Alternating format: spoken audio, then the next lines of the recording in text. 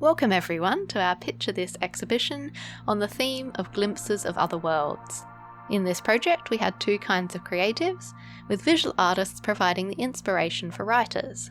8 visual artists responded to our theme by contributing 3 images in the medium of their choice. Writers then received 2 sets of 3 randomly allocated images, with each set containing images from 3 different artists. For the first set of 3 artworks that they received, writers responded with a piece of prose that would follow those 3 images in sequence as they will be displayed today. For their second set, they also received a piece of writing from another writer, and they were asked to make their second piece of prose follow on from that first piece. So in the exhibition today we will see the images in sets of 6, with our writers reading aloud the sections that they wrote to accompany those pieces of art. But first we're going to hear from each of the creators involved about their work, so relax and enjoy. I'm Sarah, I'm the curator of the project. I was born in Australia but now live in the UK, and my journey across the hemispheres as well as the situation in recent years with COVID has led to this idea of collaborating internationally with creators from around the world. I'm a bit of a creative generalist. I usually write and illustrate that writing, and I do photography and bits of film as well as this kind of curation work. On this occasion I've participated in the visual art layer of the project, and you'll see me mostly working in watercolour and coloured pencil. But let's hear from the other creators involved about the kinds of work that they create, and then we'll see what our team has put together on our theme of glimpses of other worlds. Hello, I'm Mandeep. As a printmaker, my practice explores concepts of home, place, safety and comfort, experimenting with combined monoprint, liner cut and collagraph print techniques. My current work, Stillness and Displacement, invites the viewer to experience landscape as a form of constant anchoring, as if they could enter my prints and wander through the colourful landscapes, walk across the fields amongst a haven of textured foliage, feeling that sense of connection between their own inner and outer narrative, caught in the gap of stillness.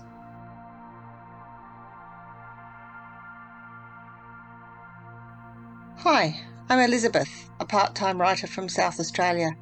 I've really enjoyed meeting with other writers and artists and being inspired to write for this exhibition.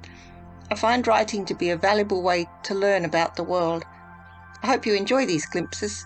Thanks for the opportunity, Sarah. Hello, this is Faiza Fairuz, also known as the Crow's Leg. I'm an aspiring visual artist from Dhaka, Bangladesh. Working as an artist in this project has been a very overwhelming experience for me, as this was my first time collaborating with artists and writers across the border. I have started working with oil pastels recently this year, and the theme of this project pushed me to experiment a bit more with this medium. All 3 of the artworks for this project were greatly inspired by my cats. Hi, I am Margaret Fletcher, a watercolour artist from Adelaide. I use these exhibitions to stretch my creativity and to use new techniques. There is so much wonder and awe around us, above in the sky, below in the earth and the sea, showing us glimpses of another world. My pseudonym is Yelling Mouse. I'm a writer and artist from the UK that mainly identifies as chaos, bundled into a trench coat. I'm so grateful to be a part of this exhibition and to have been able to create something together with such imaginative people from so many different places. I find that little connects the human experience like a story shared, so thank you all for sharing this with me. I hope you enjoy it. Hello everyone, I'm Mavis. I'm an artist based in Nigeria. My contribution to this exhibition are my gouache paintings, which is my usual go-to medium. Making these paintings were especially fun for me, having to express my personal translation of the theme and seeing the other artists create wonderful pieces out of the same idea. I also make art digitally, which you can find on my Instagram page. Hi there, my name is Emma Morrissey and I'm a fine artist based in Hampshire in the UK. So for this exhibition, Glimpses of Other Worlds, I've decided to base my artwork on Norse mythology, which I have a big interest in. In terms of materials, I like to work with watercolour, ink, pastel, pencil, and fine liner pens, which I've been using quite recently. So these would be the materials you'll probably see me use. In terms of my style, I like to work in a semi-realistic, illustrative sort of way. So this would be the way that you'll probably see my artwork coming together. My name is Charlie Mulder. I am a poet from Brisbane, Australia. For this exhibition, I have written 2 pieces of prose. You can read more of my work on my Instagram at Charlie Mulder Poetess.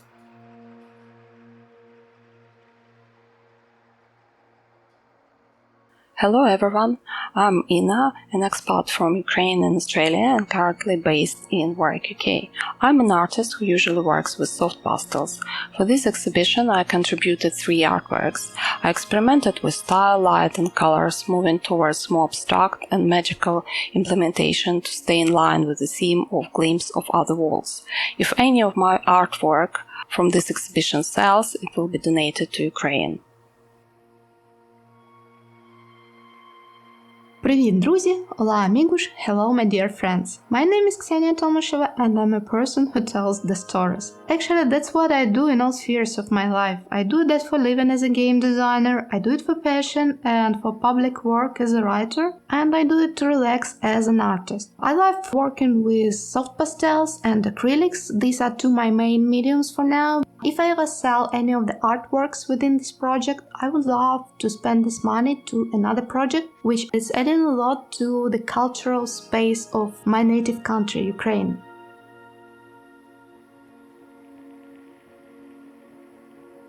My name is P.S.C. Willis and I'm one of the writers for this project. I'm based in Shanghai, China, where I run casual writing meetups and co-run a fiction workshop. I believe that community and collaboration are hugely important parts of the writing process, which is why I was excited to get involved with this project. I write both short stories and novels, tending towards cozy, queer, optimistic sci-fi and fantasy. You can find my Twitter profile in the description if you'd like to see what I'm up to.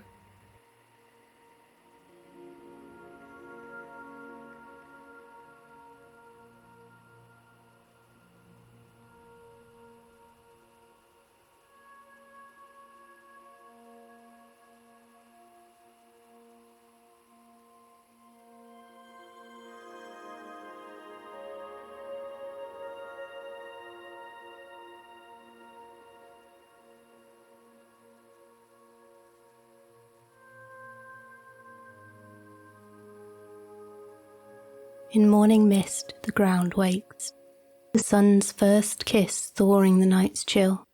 Sunbeams curve over the shade of looming mushroom canopies, finding twigs nestled in grass and stone-peppered soil.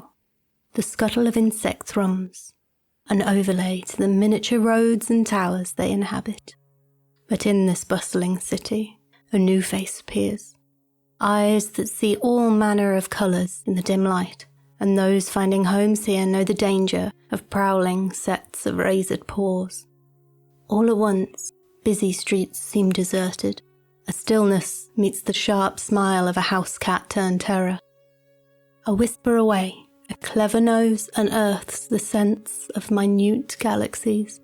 Stories drift on the wind as it swirls through tree branches. Even in the tempered wild of parks and commons, every dog is a wolf transformed, worlds crunching beneath their paws.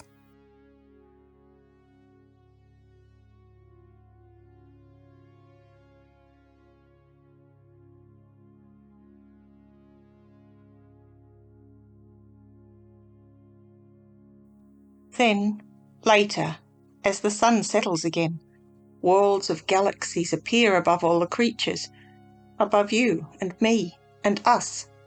Colours, recognised and unknown, shoot across the sky. In the twilight, looking down from the hills, fields stretched beyond the horizon, full of their own miniature worlds, looking like patchwork blanketing or art palette colours mixed together, all subtly different. And day ends with low sunbeam from behind and above. Stories with colours unimaginable are in the trees beside, above, around. There are glimpses of their murmured words from the corner of an eye, in a feeling and in a scent. There's a canopied tunnel world full of other worlds, all around, beyond me and us and them, and the sun swirls down and around the earth to light another world.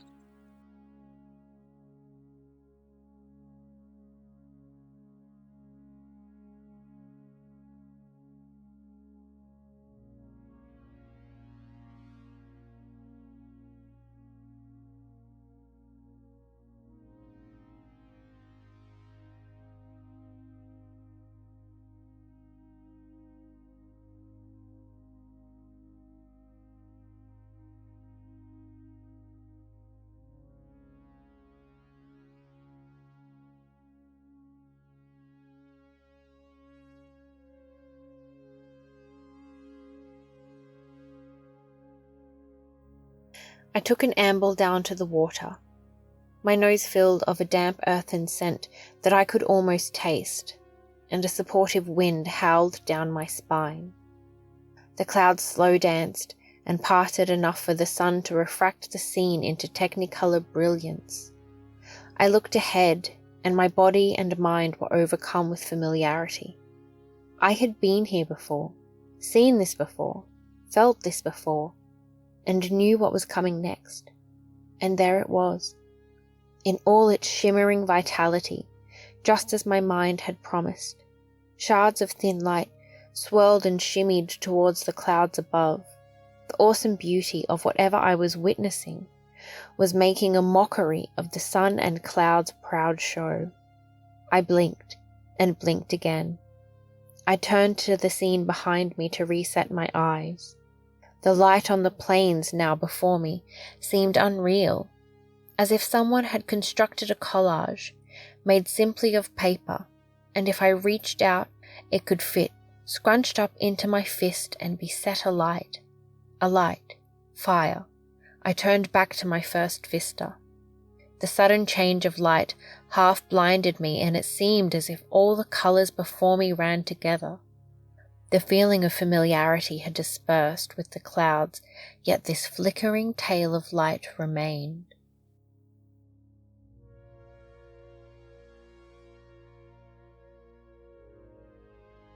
It was a curious beacon, promising the strange and unknown. Thick rivulets of darkening storm-blue sky pooled towards the ground. Tendrils collected in rippling bubbles or lashed against the startled earth in joyful, unexpected violence. Droplets sprayed.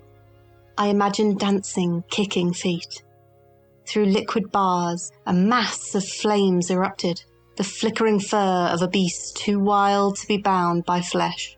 My thoughts took heel and tumbled into the textured, scratching abyss that rose around me. Chunks of grey and bruised purple overtook playful reds and yellows, each slice of overlaid sky shadowing me in unease. The last fingers of darkness threatened to clasp overhead, but past knotted roots and branches set to snare me, I heard rushing water, sensed craggy riverbanks and pine-rich mountains. Creaking vines whipped around me as I passed, snapping and snatching at my clothes. I pulled my courage closer and held aloft the fleck of hope lighting my way. With a deep breath, I moved back towards the water.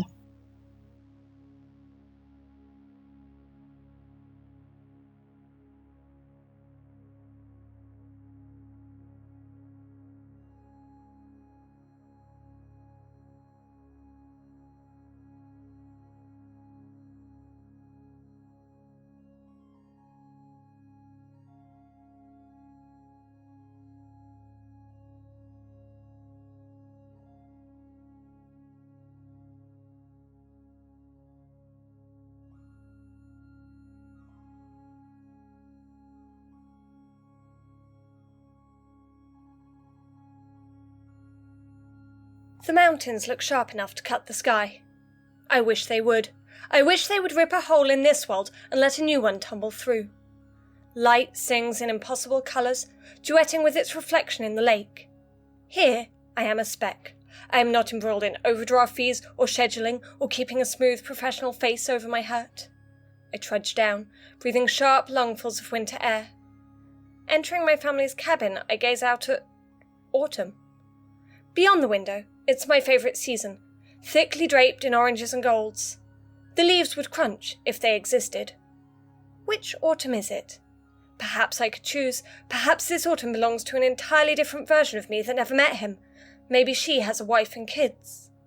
I want to open the window and crawl into her perfect life. But the window has a stiff, swollen frame of warped wood. I can look, but not touch. I go into the bedroom. My grandmother furnished the cabin.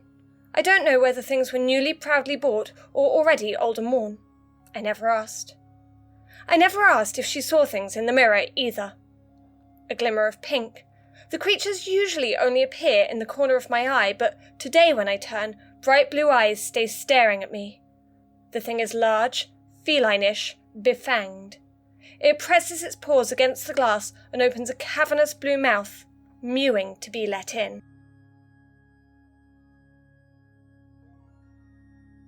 This was beyond seeing what shouldn't be seen. Its eyes had me enthralled. In them, I saw a recognition, a remembering. It dared me to go back to a beginning. I stared hard into the mirror and willed these creatures who had disappeared to return. The glass had fogged as if they were solid on the other side. They were invisible while the condensation grew and shrunk. I closed my eyes and I remembered. It was my beginning, our beginning. What I saw in that animal's eyes was the same thing I saw in his. Eyes so sharp they blunted and flattened the canola fields behind him in which we met. Eyes so dense they seemed to be home to an entire galaxy. They were home to an entire galaxy, and I had foolishly believed that he could have called these lutescent lands home. His home was out there, beyond the pink clouds and performance of stars.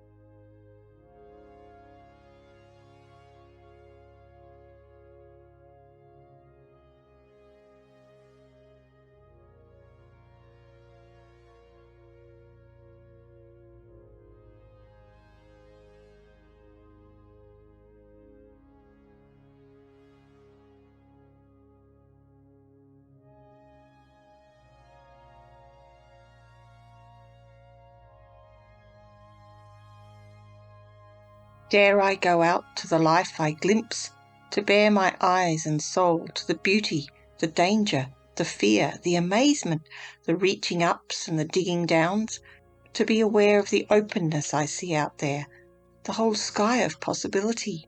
Dare I open my arms to the branches of life-blood veins, the leavings of all the struggles?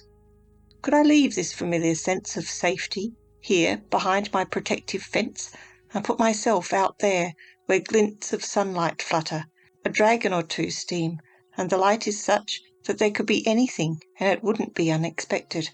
There's a glimpse of sparkle that gives a reflection, making everything seem something it isn't and gilding the view. What if I leave behind the safe knowns and head out to that life where the leaves fall, the branches bare, the sky clouds, and things unknown in the forest of life can grab me? Then again, maybe there's an offer of scents that entice, shelters that comforts, roots that connect, and maybe there's growth, new adventures, and the opportunity to feel things differently.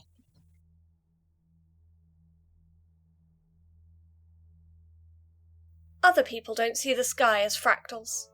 They talk about light mazing across the insides of their eyelids. I used to think we all saw the same, but then I learnt the lights disappear when other people open their eyes. What would it mean to follow a path that only I can see? Every time I step onto it, the lesson of billboards, TV, and childhood playground cruelties echo. Don't be different. When I was a child, I knew a girl with fire in her eyes. She couldn't hide it like I can. Her eyes were the birth and death of every planet that is, was, and ever will be. People said she was making it happen. Then one day, she was gone. She's in one of the fractal worlds that I dream of. My worlds are comfier than planets exploding. They never grew up, even when I had to. They break rules that I don't find fair. Why are humans in charge when they ruin things? What if life was silly or soft or gentle? What if cats were the ones who were big and sat in chairs and I could cull on their laps, never having to suffocate through reality again? If I took that path, I might find nothing. I might wipe out all of reality and replace it with cats, but I might find her, and I could finally say, I'm sorry I wasn't brave enough to be your friend before, but I'm like you.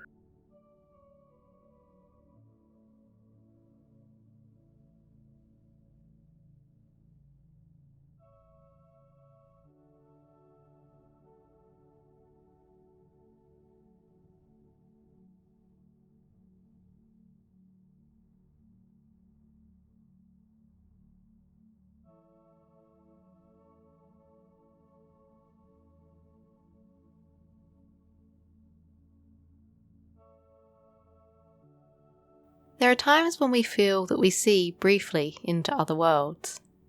Perhaps it's the world that someone else lives in, made different by their minds, experiences, and companions. Perhaps it's the world we find within our dreams. Perhaps we see our world reflected and seeming foreign, through someone else's eyes, twisted in water or mirrors, or narrowed down to the microscopic, where the rhythms of life seem new. Or perhaps we look out to the horizon, up into space or into the depths of the ocean, and find there a world we've never walked before.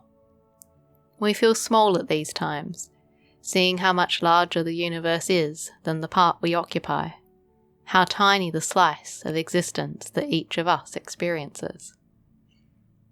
We hope you've enjoyed this adventure through those moments, and we thank you for keeping us company for a while in the enormity of the universe.